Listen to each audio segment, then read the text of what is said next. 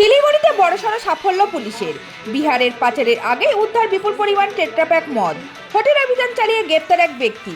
গোপন সূত্রে খবর পেয়ে গভীর রাতে শিলিগুড়ির প্রধাননগর থানার জংশন এলাকার একটি হোটেলে অভিযান চালায় সাদা পোশাকের পুলিশ। তল্লাশিতে একটি সুটকেস থেকে উদ্ধার হয় আনুমানিক 150 থেকে 200টি টেট্রাপ্যাক মদ।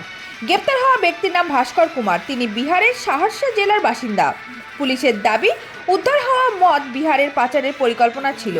বৈধ কাগজপত্র দেখাতে না পারায় মদ বাজেয়াপ্ত করা হয়েছে। অভিযুক্তকে পুলিশ হেফাজতে নিয়ে জলপাইগুড়ি আদালতে তোলা হবে। মদের উৎস এবং পাচার চক্রের সঙ্গে যোগ রয়েছে কিনা তা খতিয়ে দেখছে পুলিশ।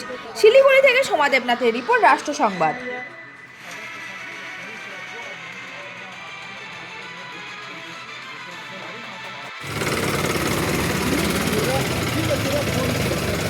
বাংলাদেশের হিরো যাচ্ছে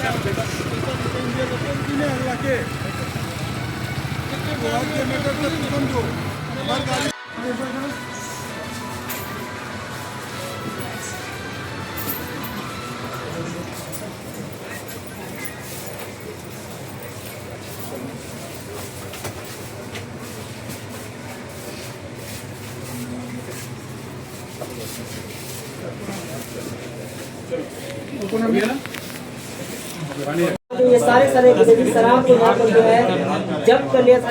उनके साथ एक बिहार के रहने वाले युवक को यहाँ पर जो है राज्य हाथ पकड़ा है। जो तस्वीर दिखा रहा आपके साथ शिवपुरी शहर के प्रधाननगर थाने की सफेद पोशाक पुलिस को बड़ी सफलता मिली है।